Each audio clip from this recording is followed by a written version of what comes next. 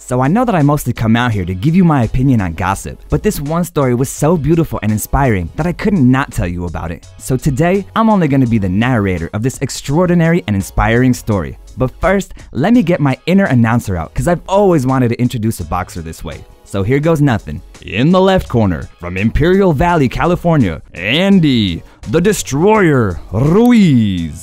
Whew, that felt good. So getting back to our story and to Andy here, this chubby little boy overcame bullies to become a heavyweight champion. Believe me, you guys don't want to miss this one. Andy Ruiz was born in Imperial Valley, California, on a truly emblematic and tragic date for the Americans since he came to the world on September 11th, but in 1989. However, in spite of this, the Mexican roots transmitted by his parents made Andy feel more Mexican. Little Andy was overweight and unfortunately had to endure the ridicule and humiliation by those of his age and even some relatives. However, someone who always defended and supported him was his father, Mr. Andres Ruiz. Since Andy was 6 years old, his father took Andy with him to help him with work, because since he arrived in the United States, like millions of other Mexicans, Don Andres has been dedicated to masonry. From the very beginning, he was raised with a sack of cement, concrete, and almost anything related to construction, and that helped Andy quickly develop and get great strength from a young age. For that reason, and avoiding to getting involved with any Mexican gangs, Don Andres decided that boxing was the best option for his son.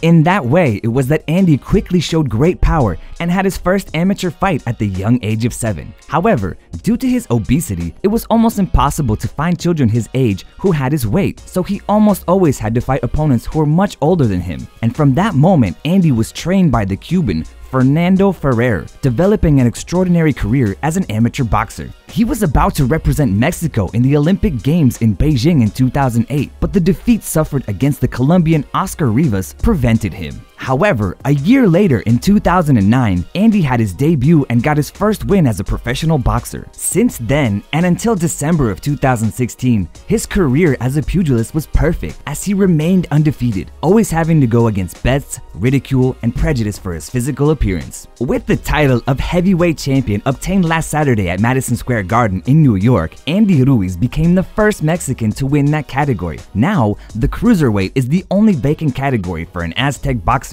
since all the others have already been conquered at least once by some Mexican boxer. But the most incredible part of the victory was how, since everything was against Andy. Though after hearing the story of his childhood, we can say that he is already used to that. To begin though, the fight came to him in a completely fortuitous way, as he and his team self-nominated him as a replacement opponent when it was learned that the original rival, Jarrell Miller, had been suspended for testing positive for drugs. As expected, somehow, Anthony Joshua's team underestimated him, and they thought it would be a pretty easy rival. The victory of the British boxer was so evident that the pre-fight bets were at 33-1. Even on March 21st, Joshua posted an image with Drake with the caption, "About to break the curse." So maybe this is why Andy won. I have no idea, but what I do know is that this boy worked hard and earned it. So what do you think? Do you think this title was well deserved? Let me know your thoughts in the comment section, and don't forget to subscribe to our channel to become part of our Curious Sips family.